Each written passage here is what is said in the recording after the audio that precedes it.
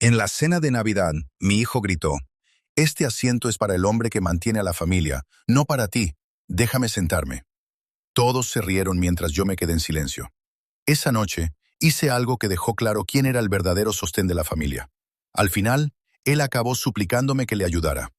«Me alegro de que estés aquí.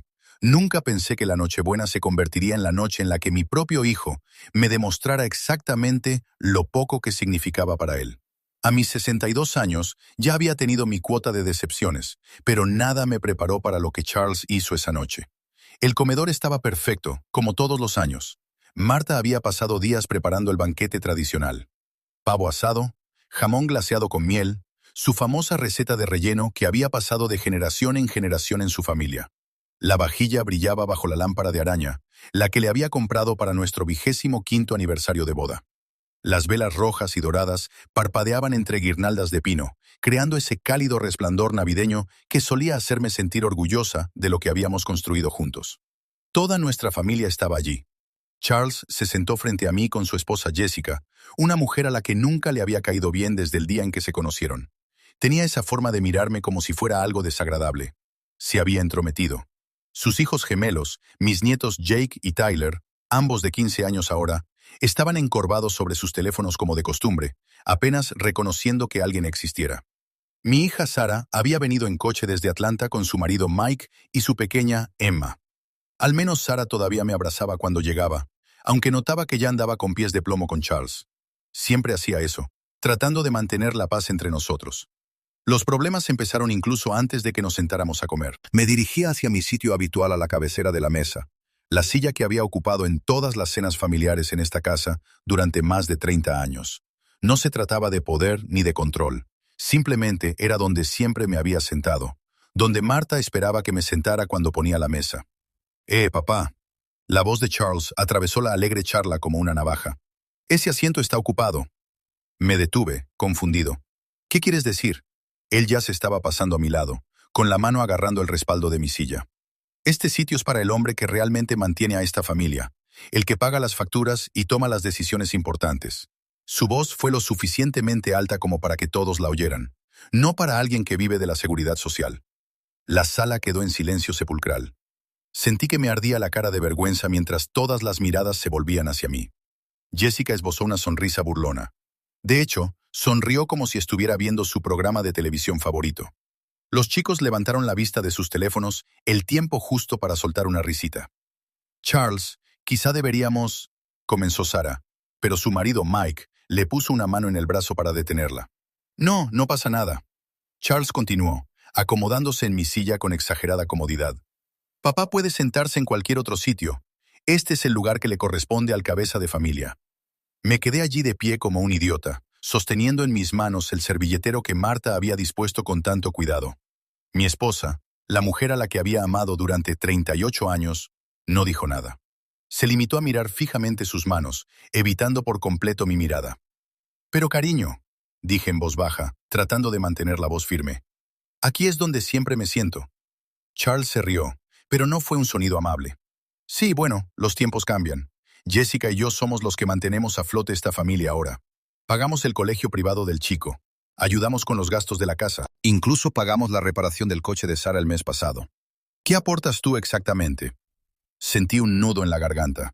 Quería contarle los 20 años que había trabajado turnos dobles en la fábrica para pagarle la universidad. La segunda hipoteca que había pedido para ayudarle a comprar su primera casa. Los $15,000 que le había dado discretamente a Marta justo el mes pasado, cuando dijo que íbamos atrasados con los impuestos de la propiedad. Pero no dije nada de eso. Me quedé allí de pie, sintiéndome cada vez más pequeña. «Clifford, siéntate ahí». Marta habló por fin, señalando una silla al otro extremo de la mesa, el sitio que solíamos reservar para el nieto más pequeño. Su voz sonaba cansada, derrotada, como si ya no pudiera seguir luchando esta batalla. Jessica se recostó en su silla, mirándome con evidente satisfacción. «Es lo mejor, Clifford. Charles tiene un trabajo muy estresante dirigiendo esa empresa de inversiones. Necesita sentirse respetado cuando llega a casa». Los chicos se reían abiertamente ahora. Jake, el más corpulento de los gemelos, incluso me señaló. «El abuelo ha sido degradado». Tyler se unió a él, poniendo caras de tristeza exageradas mientras se chocaban las manos. Sentí que algo crujía dentro de mi pecho. No se rompía, sino que crujía, como el hielo de un estanque helado. Cuando la temperatura empezó a subir, dejé de lado el juego y caminé hasta el final de la mesa, donde me senté en esa silla diminuta, como si fuera un elemento secundario, como un niño al que los adultos habían apartado. Durante toda la comida apenas dije nada. Cada vez que intentaba unirme a la conversación, Charles me interrumpía o cambiaba de tema. Cuando empezó a contarle a todo el mundo su último gran negocio en el trabajo, una cartera de inversiones valorada en millones que supuestamente gestionaba, observé cómo la familia pendía de cada una de sus palabras. La misma familia que solía preguntarme por mi día, por mis pensamientos, por mi vida. Ahora yo era invisible. Después de cenar, mientras las mujeres recogían y los hombres se trasladaban al salón, Charles me acorraló en el pasillo. Su aliento olía al whisky caro que yo había comprado para la ocasión. «Mira, papá», dijo, sin mirarme a los ojos. «Sé que esta noche ha sido dura, pero tienes que entender algo. Esta familia necesita liderazgo, y ese es mi trabajo ahora. Tú ya tuviste tu oportunidad». Lo miré fijamente. A este hombre al que había criado, al que le había cambiado los pañales, cuyos partidos de la liga infantil nunca me había perdido, ni siquiera cuando estaba agotado por el trabajo. «¿Cuándo dejé de ser tu padre?» «No dejaste de ser mi padre», dijo con impaciencia, «pero dejaste de ser relevante». Esa palabra me golpeó como un puñetazo. Irrelevante. Eso es en lo que me había convertido para mi propio hijo.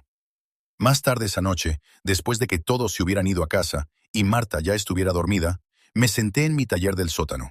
Es donde voy cuando necesito pensar, rodeado de las herramientas que he ido acumulando a lo largo de los años y de los proyectos en los que trabajo para mantener las manos ocupadas. Pero aquella noche no estaba construyendo nada. Estaba recordando el día en que nació Charles, cómo encajaba en mis manos como si estuviera hecho para estar allí. Recordando cuando le enseñé a montar en bicicleta, a lanzar una pelota de béisbol, a conducir un coche. Recordando el orgullo en sus ojos cuando le acompañé al altar en su boda. Cómo me apretó el hombro y me susurró, «Gracias por todo, papá». ¿Cuándo había cambiado eso? ¿Cuándo me había convertido en el enemigo? Sabía la respuesta, aunque no quisiera admitirlo. Cambió cuando dejé de decir que no. Cuando empecé a darle todo lo que quería en lugar de todo lo que necesitaba. Cuando confundí el amor con la indulgencia y convertí a mi hijo en un hombre que creía que el mundo le debía todo. Sentado allí, en la tranquila oscuridad de mi taller, tomé una decisión que lo cambiaría todo. Si Charles pensaba que yo era irrelevante, tal vez era hora de demostrarle exactamente lo relevante que era en realidad. La mañana después de Navidad, no pude dormir más allá de las 5 de la mañana. Eso no es nada nuevo. Mi cuerpo lleva 40 años despertándome al amanecer por el trabajo en la fábrica, y la jubilación no ha cambiado el hábito. Pero aquella mañana se sentía diferente, pesada, como si el aire mismo me oprimiera el pecho. Marta aún dormía. Me daba la espalda, como llevaba haciendo desde hacía meses. Solíamos despertarnos entrelazados, pero en algún momento del camino habíamos empezado a dormir como extraños que comparten cama. Salí en silencio y me dirigí a la cocina. El comedor aún olía a pino y a cera de vela. Marta aún no había quitado los adornos navideños, y ver esa silla vacía a la cabecera de la mesa, mi silla, me trajo todos los recuerdos de golpe. La voz de Charles resonaba en mi cabeza. Este sitio es para el hombre que realmente mantiene a esta familia. Me serví un café y me senté en la encimera de la cocina, mirando al patio trasero donde le había enseñado a Charles a lanzar un balón de fútbol, donde habíamos construido juntos esa casa del árbol cuando él tenía 8 años, pasando todos los fines de semana durante 2 meses, cerrando tablas y clavando clavos. Sus manitas esforzándose tanto por ayudar, aunque la mayoría de las veces solo estorbaba. Fue entonces cuando los recuerdos empezaron a aflorar de verdad, como si alguien hubiera abierto una presa que yo había mantenido cerrada durante años. Recuerdo el día en que Charles llegó a casa del instituto y dejó caer su carta de admisión de la Universidad Northwestern sobre la mesa de la cocina como si no fuera gran cosa. «Me han admitido», dijo, sin apenas levantar la vista del móvil. «Pero va a costar unos 60,000 al año». ¿60,000? Ese año gané 42,000 haciendo horas extras en la fábrica. Pero no lo dudé. Hipotequé la casa por segunda vez. Cobré mi fondo de jubilación antes de tiempo, pagando las penalizaciones.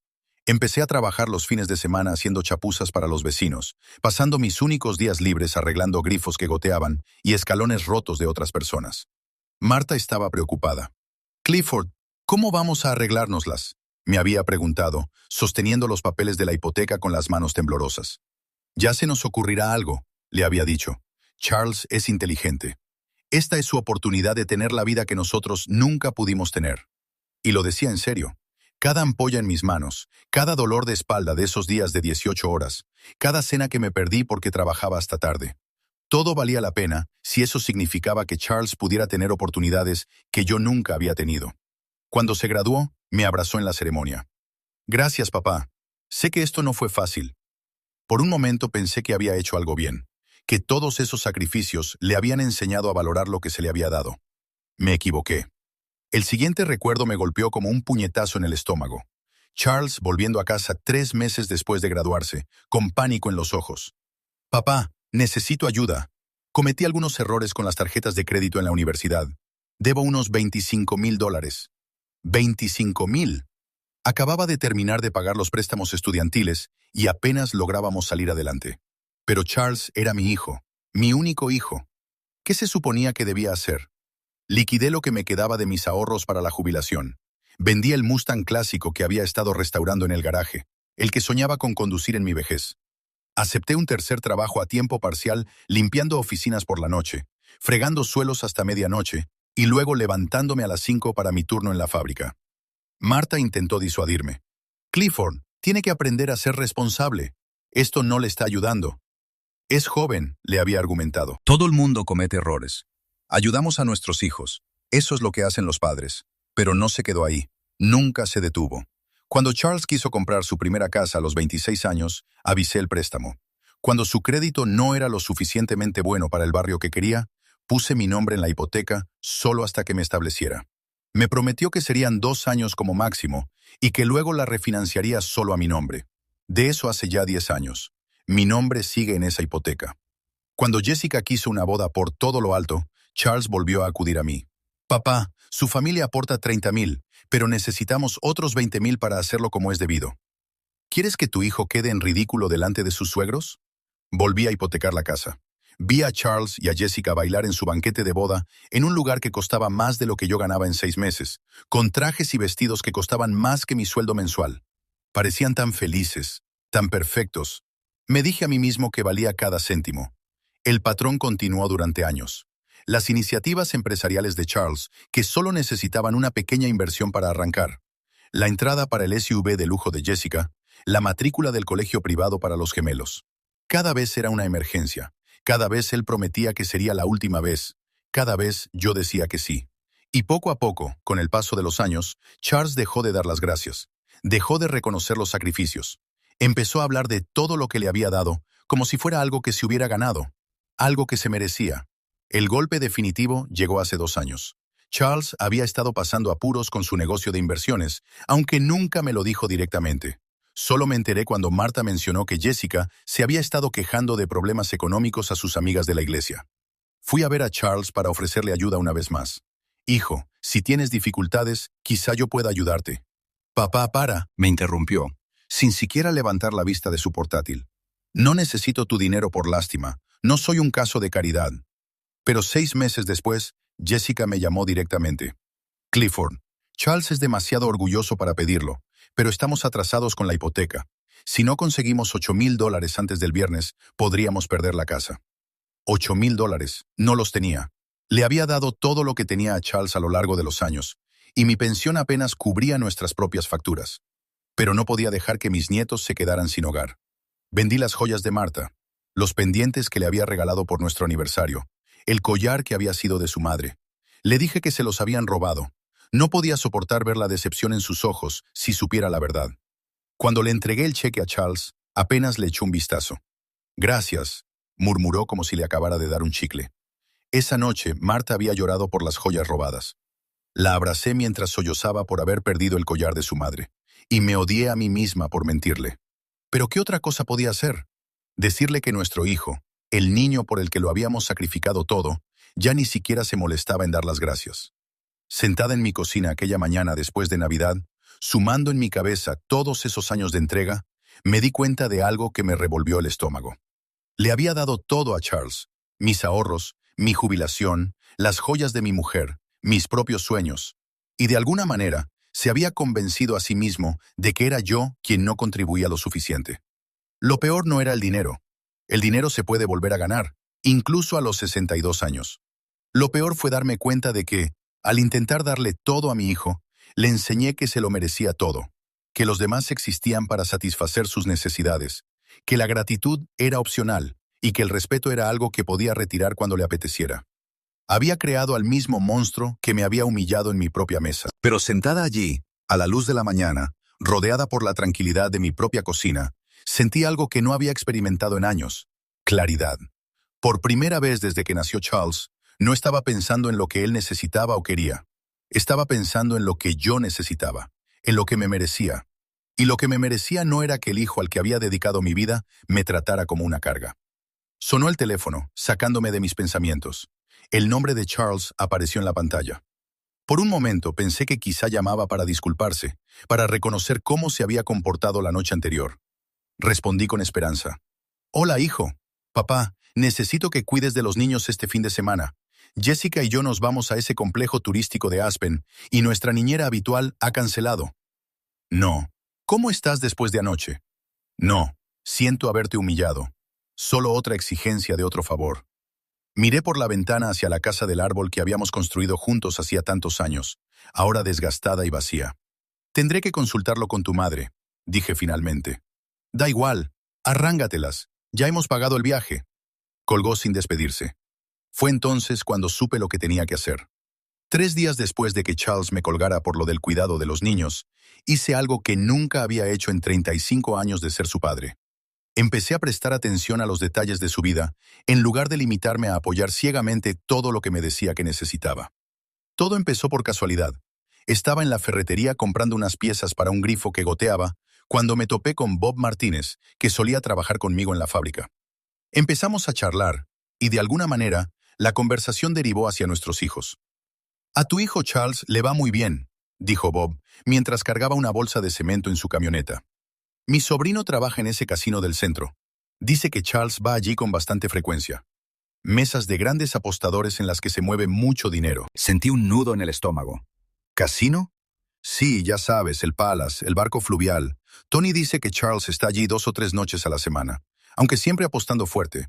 Tony dice que últimamente ha estado perdiendo más de lo que gana. Bob se encogió de hombros. «Pero bueno, cuando ganas lo que gana un banquero de inversiones, supongo que puedes permitirte jugar». Conduje a casa ese mismo día. Charles nunca me había hablado del juego. De hecho, siempre había hablado de lo cuidadoso que era con el dinero, de cómo cada dólar tenía que estar justificado en su negocio. Esa noche no pude dormir. No dejaba de pensar en las palabras de Bob, en todas las veces que Charles había acudido a mí en busca de dinero de emergencia a lo largo de los años. ¿Cuántas de esas emergencias habían sido en realidad deudas de juego? A la mañana siguiente, mientras Marta estaba en su club de lectura, hice algo que me pareció una traición, pero que de alguna manera era necesario. Llamé a mi viejo amigo Tom Patterson, que trabaja en el First National Bank, donde Charles tiene sus cuentas. Tom y yo habíamos servido juntos en Vietnam, y él me había ayudado a añadir a Charles como usuario autorizado en algunas de mis tarjetas de crédito hacía años. «Tom, tengo que preguntarte algo y necesito que seas sincero conmigo». «Claro, Cliff, ¿qué te preocupa?» Charles me ha estado pidiendo dinero con bastante frecuencia.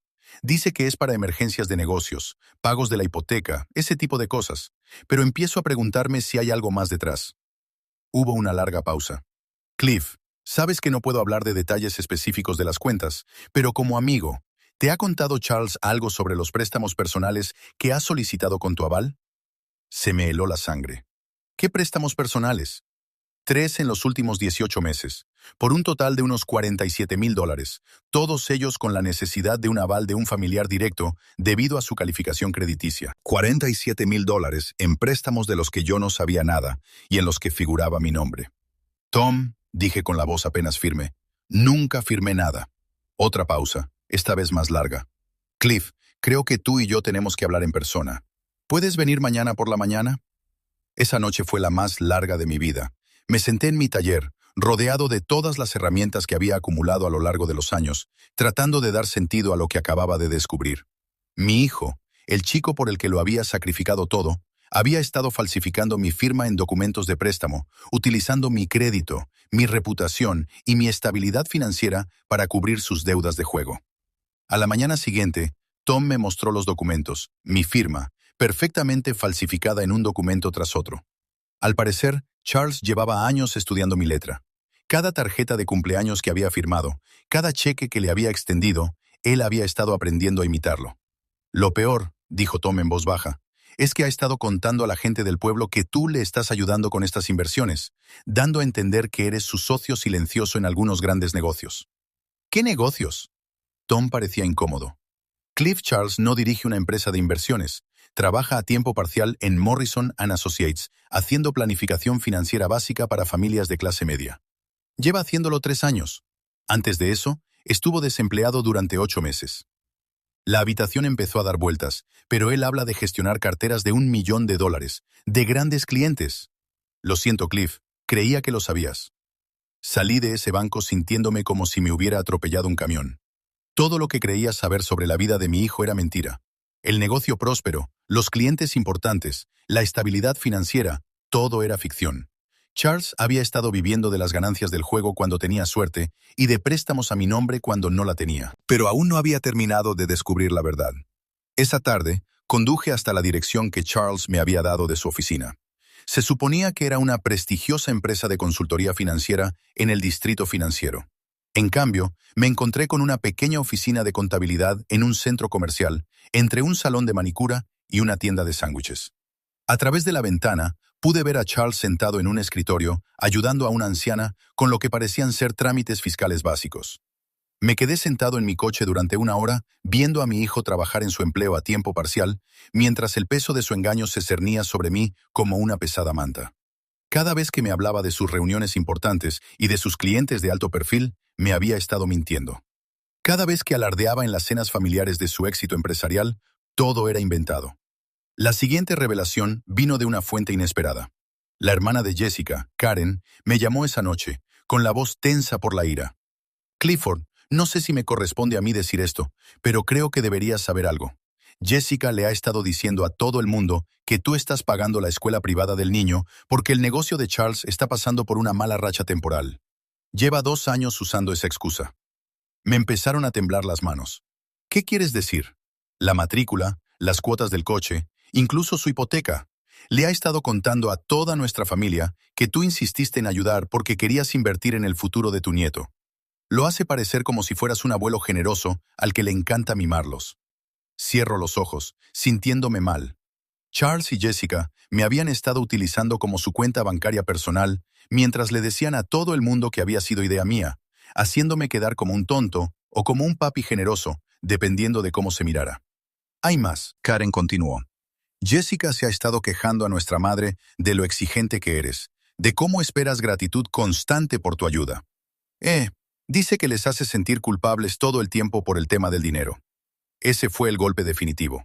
No solo me habían estado robando, sino que me habían pintado como el villano de su historia, haciéndome pasar por un viejo controlador que usaba el dinero para manipular a su familia. Esa noche, senté a Marta y le conté todo sobre los préstamos falsos, sobre el verdadero trabajo de Charles, sobre el juego, sobre las mentiras.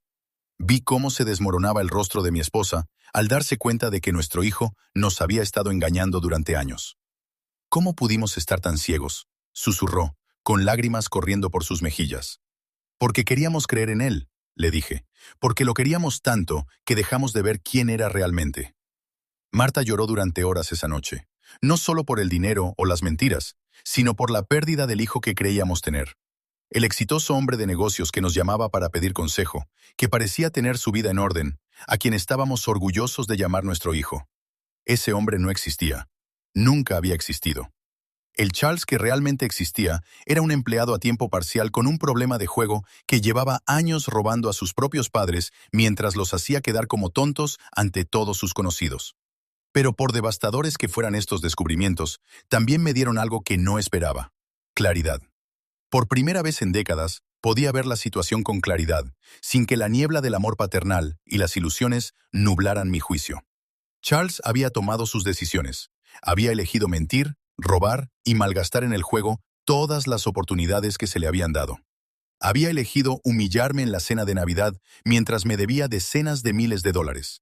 Había elegido utilizar mi amor por él como arma contra mi propia seguridad financiera. Ahora era el momento de que yo tomara mis propias decisiones. A la mañana siguiente, llamé a Tom al banco y le pedí que preparara la documentación de todos los préstamos fraudulentos. Luego llamé a un abogado. Esta vez no para Charles, sino para mí. Era hora de proteger lo que quedaba del futuro de mi familia, aunque eso significara protegerlo de mi propio hijo. Mientras estaba sentada en el despacho del abogado más tarde ese mismo día, firmando los papeles para iniciar el proceso de separación financiera de Charles, sentí algo que no había experimentado en años: alivio. Por primera vez desde que él nació, estaba anteponiendo mi propio bienestar, y me sentí como si despertara de un sueño muy largo y muy caro. Lo más difícil de pasar a la acción no fue la decisión en sí, fue mantenerlo en secreto. Durante 3 semanas después de descubrir la verdad sobre Charles, seguí con mi rutina diaria como si nada hubiera cambiado. Sonreí cuando llamó para pedirme favores. Asentí con la cabeza cuando Marta habló de lo orgullosa que estaba de su éxito.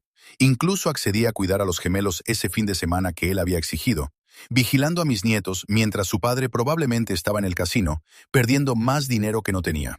Pero entre bastidores, estaba desmantelando metódicamente toda conexión financiera entre mi hijo y la seguridad de mi familia.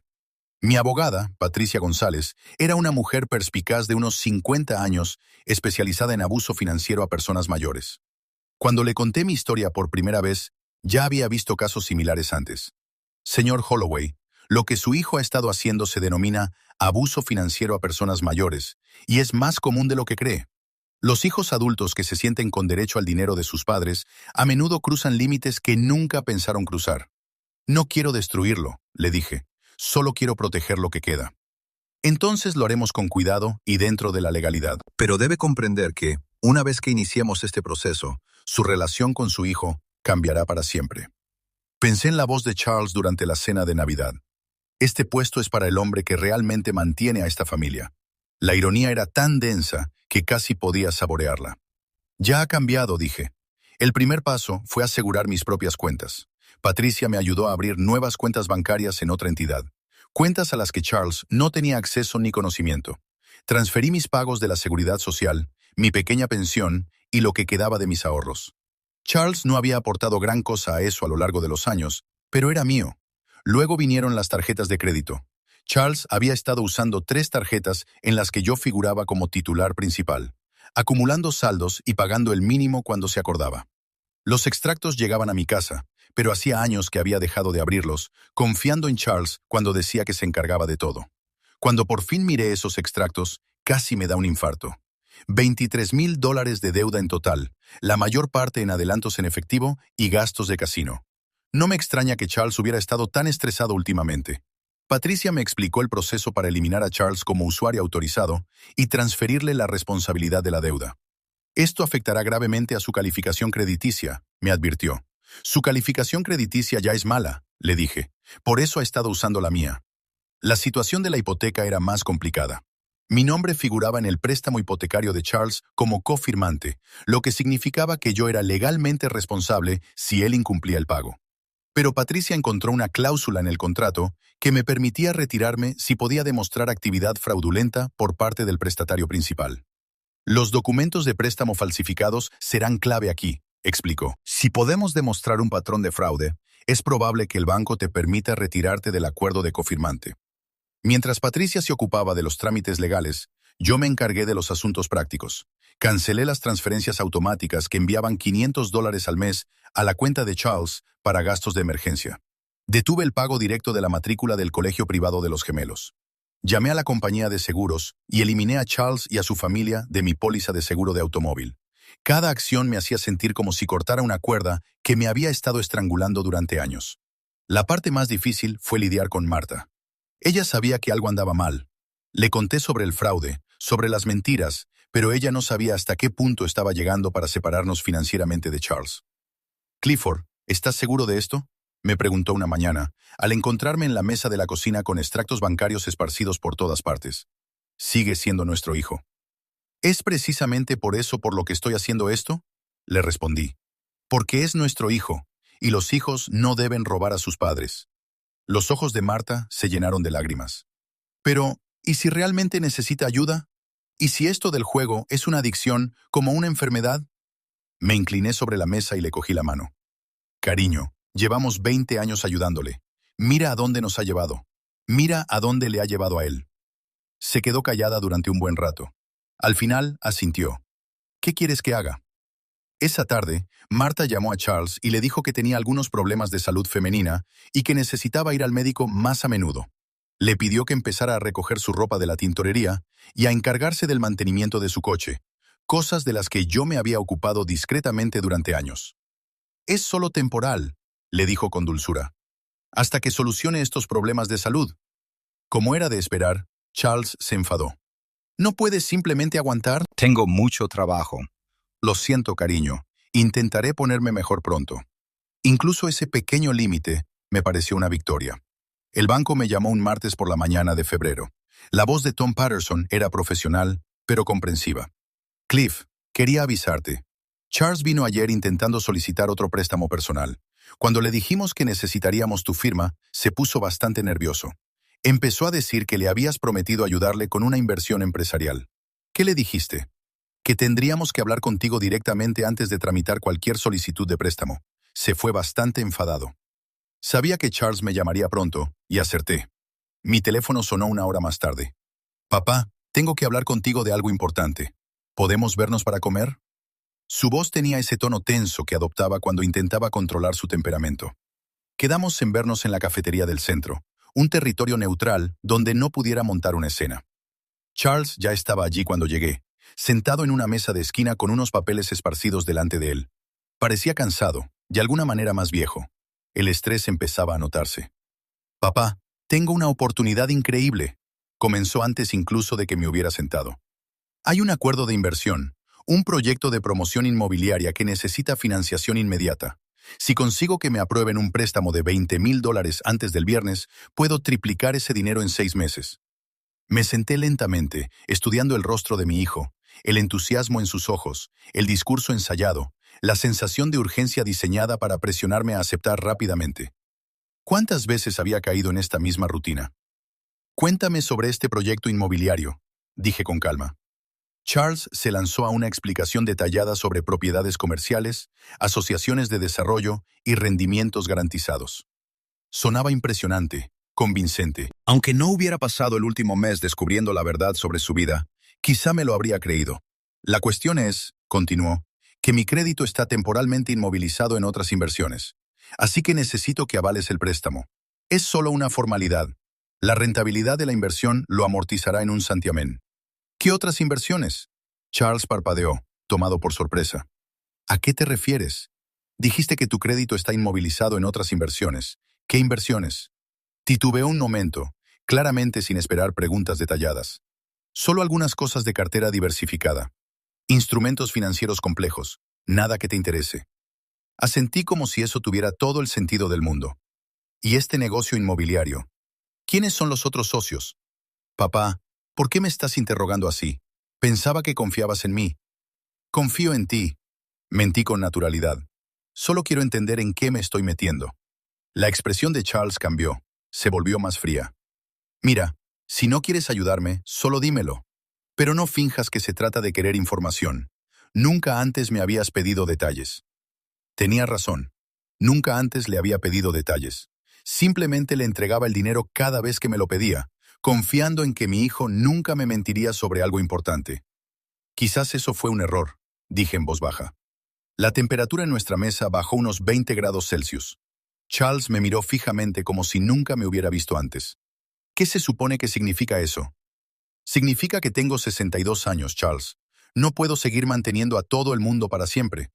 Tengo que empezar a pensar en mi propio futuro. El rostro de Charles pasó por varias expresiones. Sorpresa, ira, cálculo y finalmente, manipulación. Papá, no estás pensando con claridad. No se trata de mantenerme para siempre. Se trata de una inversión empresarial inteligente que nos beneficia a los dos. Entonces invierte tu propio dinero. Ya te he dicho que mi capital está inmovilizado en deudas de juego. Las palabras flotaban en el aire entre nosotros como humo. Charles se quedó completamente inmóvil, con el rostro pálido. ¿Qué has dicho? Sé lo del casino, Charles. Sé de los préstamos reales que has pedido a mi nombre. Sé de tu trabajo a tiempo parcial y de tu empresa de inversiones inventada. Charles abrió la boca y luego la cerró. Quizás por primera vez en su vida adulta, no tenía nada que decir. Me levanté lentamente, dejando un billete de $5 sobre la mesa por mi café.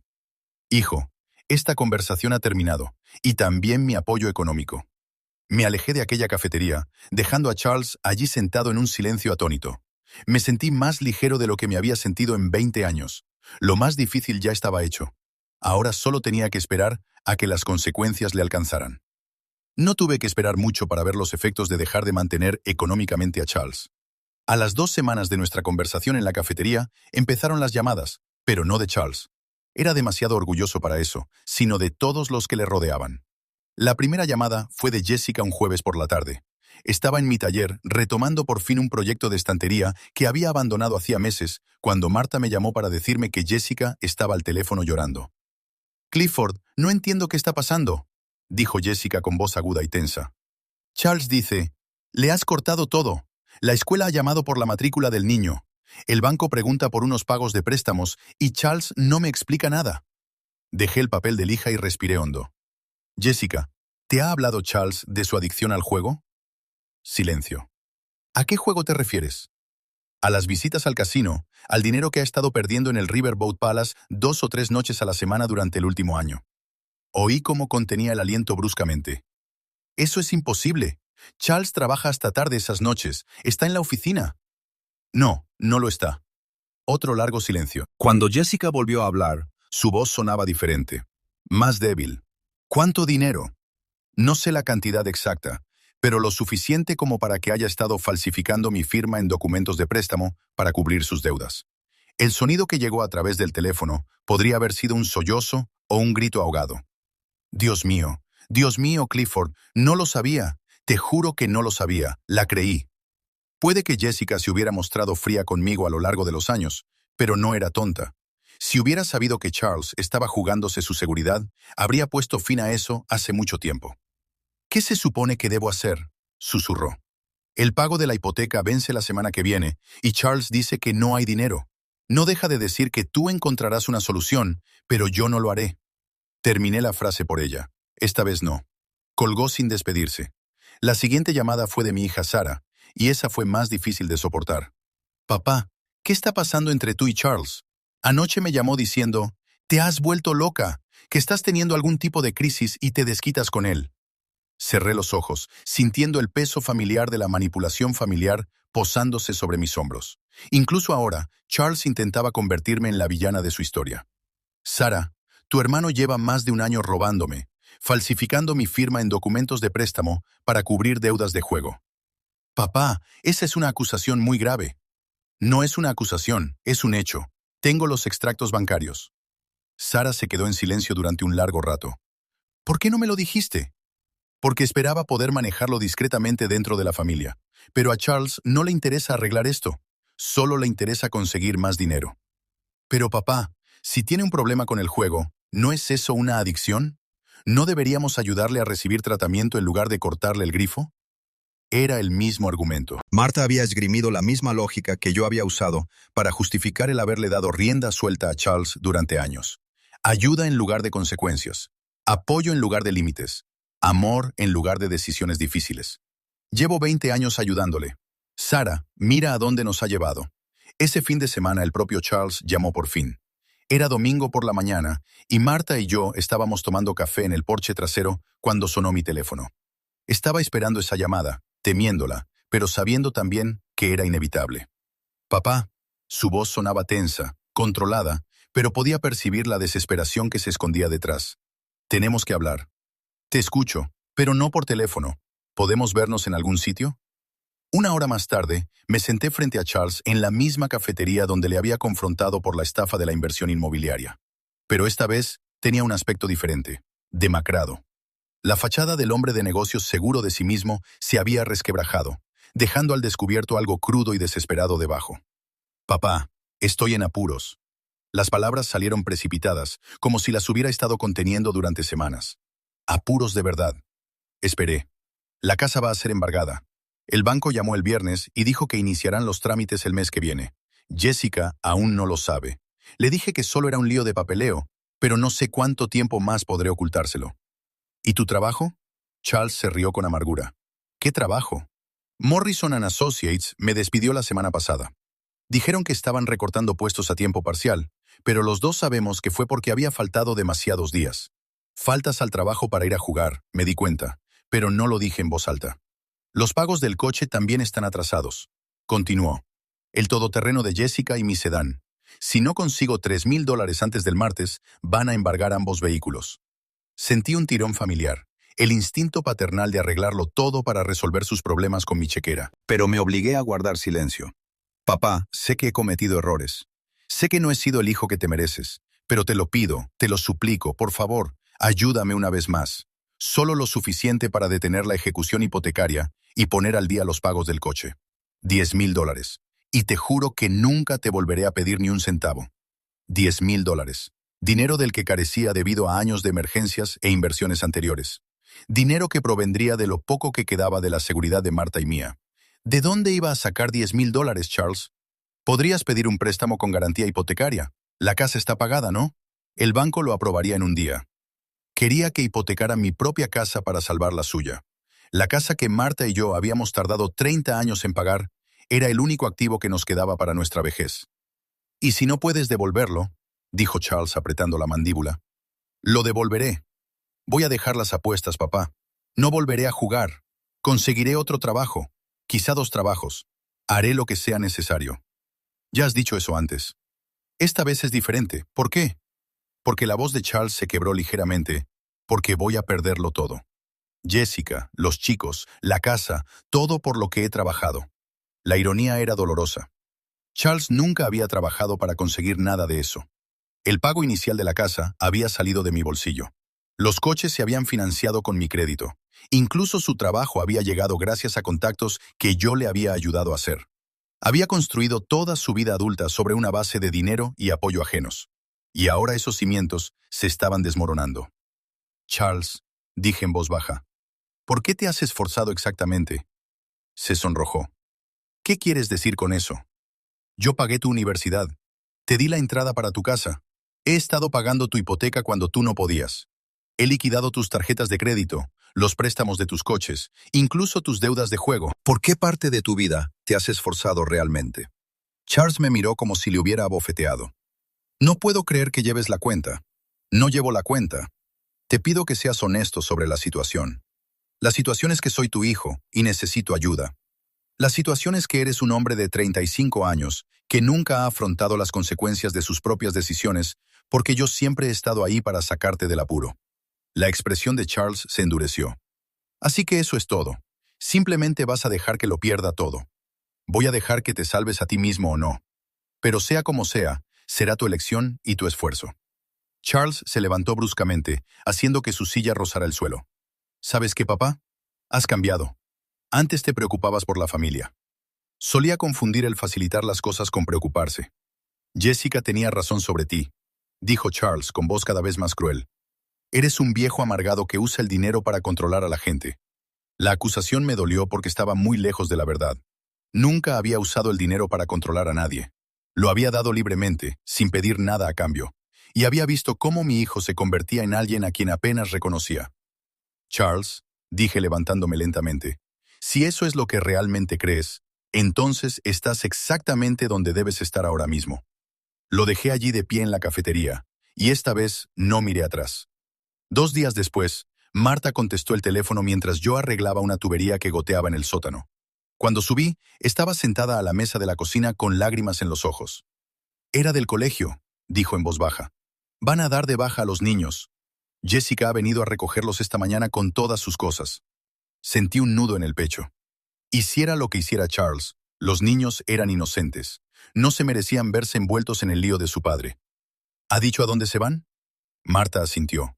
«A casa de los padres de Jessica. Ha solicitado la separación y se ha mudado de vuelta a casa con los gemelos. Así que realmente estaba pasando. Charles lo estaba perdiendo todo, tal y como había predicho. La casa, los coches, su trabajo y ahora su familia. Todo por lo que decía estar trabajando se había esfumado. Esa noche mi teléfono vibró con un mensaje de texto de un número que no reconocí. «Papá, soy Charles. Jessica se llevó mi teléfono cuando se fue. Me alojo en un motel de la Ruta 9. Habitación 23. Por favor, necesito verte». Me quedé mirando el mensaje durante un buen rato. Marta, que leía por encima de mi hombro, me puso la mano en el brazo.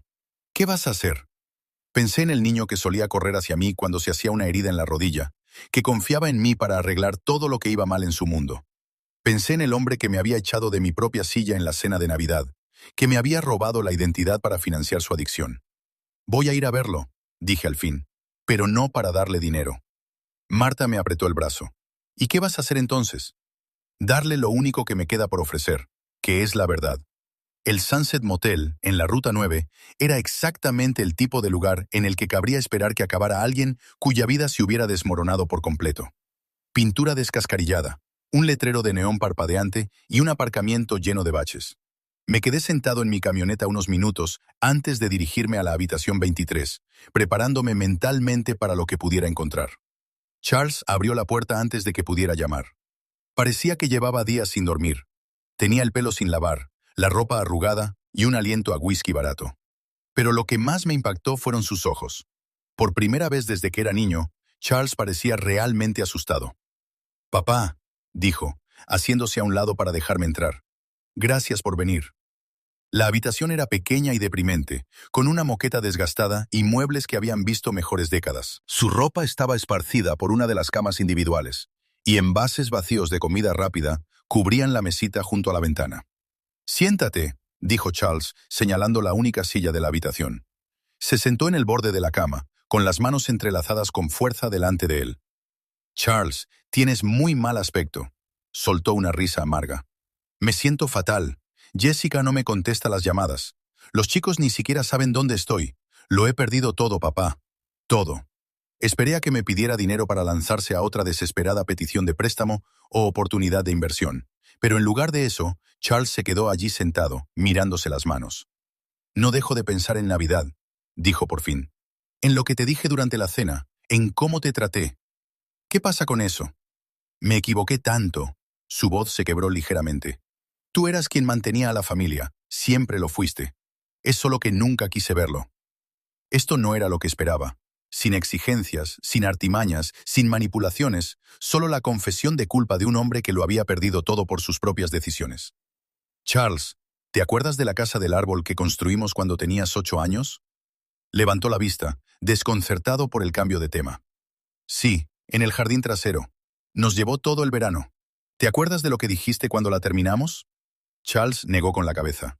«Dijiste, papá, hemos construido algo que va a durar para siempre. Estabas tan orgulloso del trabajo que habíamos hecho juntos». «Recuerdo estar orgulloso», dijo Charles en voz baja. «Esa fue la última vez que vi a ese niño», le dije. «El niño que entendía que las cosas que merecen la pena requieren esfuerzo y sacrificio. En algún momento del camino, ese niño desapareció. Y yo propicié su desaparición al darte todo en lugar de enseñarte a construirlo por ti mismo». Charles se secó los ojos con el dorso de la mano. «Lo sé, lo sé. Me convertí en alguien terrible, alguien creído y cruel. Pero papá, no sé cómo arreglar esto. No sé cómo ser el hombre para el que me criaste.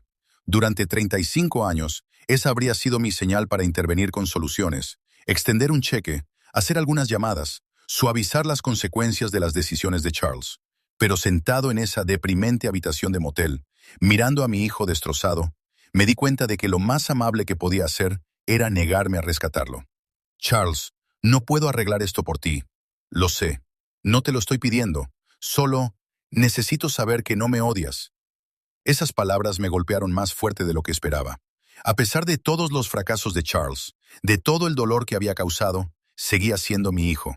Seguía siendo el niño pequeño que solía quedarse dormido en mis brazos durante las tormentas. «No te odio», le dije, «pero tampoco puedo seguir facilitándote las cosas», asintió Charles. Nuevas lágrimas comenzaron a caer. «¿Qué se supone que debo hacer?» «Se supone que debes empezar de nuevo. Consigue un trabajo, cualquier trabajo. Encuentra un lugar que realmente puedas permitirte. Deja de jugar por completo.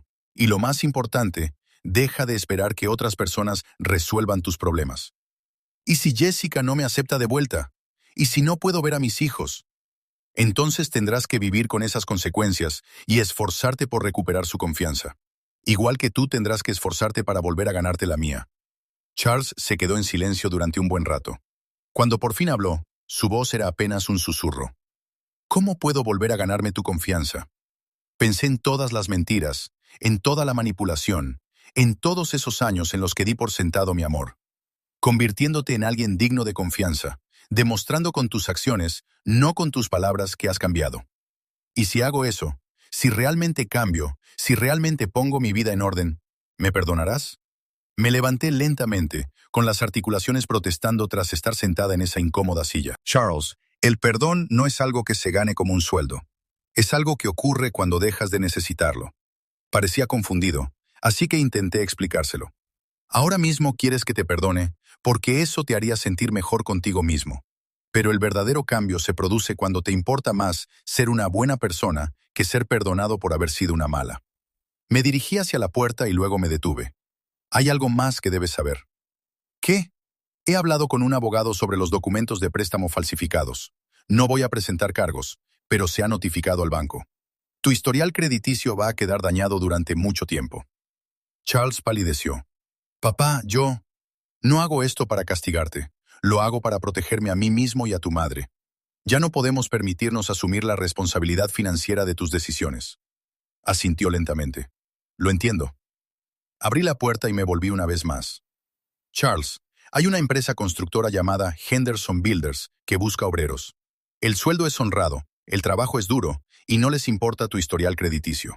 Si de verdad quieres empezar de cero, ahí es donde yo empezaría.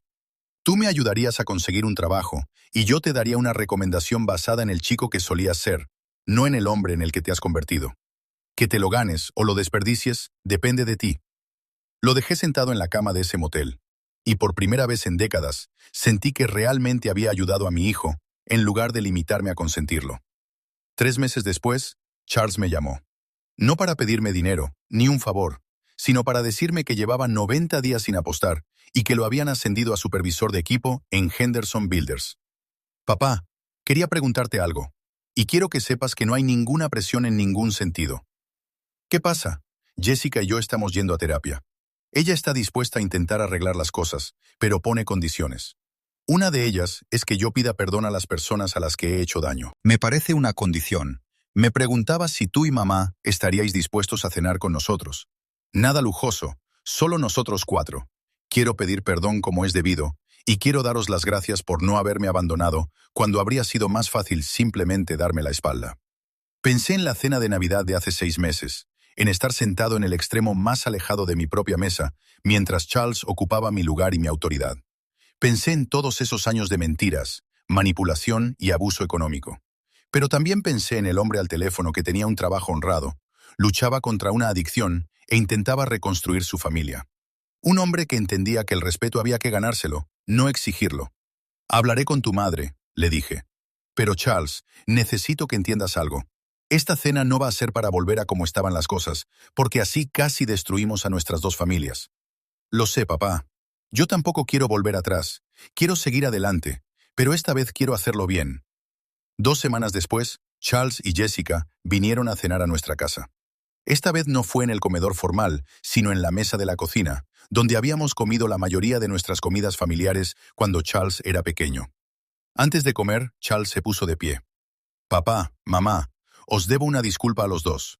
No solo por lo de Navidad, sino por todos estos años en los que me he aprovechado de vuestro amor y generosidad. Os robé, os mentí, y os traté como si existierais para satisfacer mis necesidades. Jessica, sentada a su lado, le tomó la mano. Los 2 os debemos una disculpa. Yo también fui parte del problema. Charles, dije, las disculpas son un buen comienzo, pero lo que realmente quiero saber es esto. ¿Qué ha cambiado ahora? Charles me miró fijamente a los ojos. Lo que ha cambiado es que no os pido nada, salvo la oportunidad de reconstruir nuestra relación sobre una base honesta. Ahora mantengo a mi propia familia, pago mis propias facturas y asumo la responsabilidad de mis propios errores. Y en cuanto al juego, voy a jugadores anónimos 3 veces por semana. Le he cedido el control de todas las finanzas a Jessica y me he prohibido la entrada a todos los casinos del estado. Marta se inclinó sobre la mesa y apretó la mano de Charles. Estamos orgullosos de que hayas buscado ayuda. No debería haber tenido que perderlo todo para buscar ayuda, dijo Charles. Pero estoy agradecido de que haya pasado antes de perderte también a ti. Esa noche, por primera vez en años, tuvimos una cena familiar en la que todos estábamos presentes y fuimos sinceros, en la que el respeto fluía en ambos sentidos, en la que mi hijo me trató como a un padre en lugar de como a un cajero automático. Cuando Charles y Jessica se marchaban, Charles se detuvo en la puerta. Papá, hay algo más que quiero decirte. ¿Qué es? Faltan unos meses para Navidad. Si nos aceptas, me gustaría venir a cenar. Pero esta vez me sentaré donde tú quieras que me siente, porque esta es tu casa y tú eres el cabeza de familia. Miré a mi hijo, lo miré de verdad, y vi algo que no había visto en décadas. Humildad, respeto, la comprensión de que el amor no se trata de lo que puedes quitarle a la gente, sino de lo que puedes darles. Charles, dije, la próxima Navidad puedes sentarte justo a mi lado. Mientras los veía alejarse en el coche, Marta deslizó su brazo bajo el mío. ¿Cómo te sientes?, me preguntó. Lo pensé un momento. Hace 6 meses era invisible en mi propia familia, menospreciado por el hijo por el que lo había sacrificado todo, dado por sentado por gente que no me veía más que como una fuente de apoyo económico.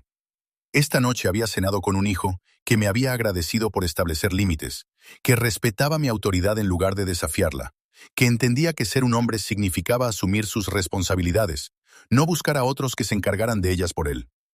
Me siento padre de nuevo, dije, y por primera vez en años, siento que he recuperado a mi hijo. Marta sonrió y me apretó el brazo. La verdadera pregunta es, ¿crees que realmente ha cambiado? Pensé en Charles trabajando en la construcción bajo el calor del verano, ganándose cada dólar con su trabajo honrado. En él yendo a terapia y a reuniones de adicciones, luchando por salvar su matrimonio. En la forma en que me miró a los ojos cuando se disculpó, sin intentar minimizar sus errores ni echar la culpa a otros. Creo que dije lentamente que perderlo todo fue lo mejor que le pudo pasar, y que cortarle el grifo fue lo mejor que hice por él. 6 meses de silencio y consecuencias habían logrado lo que 20 años de consentirlo nunca pudieron. Mi hijo por fin había aprendido lo que significaba ser un hombre. Y yo, por fin, había aprendido lo que significaba ser un padre que amaba a su hijo lo suficiente como para dejarle fracasar. Aquella noche, de pie en el porche de mi casa, viendo salir las estrellas sobre el barrio donde había criado a mi familia, sentí algo que no había experimentado en décadas. Paz. El tipo de paz que proviene de saber que has hecho lo correcto, incluso cuando era lo más difícil. Charles había recuperado mi respeto, pero lo más importante es que se lo había ganado, y eso marcaba toda la diferencia.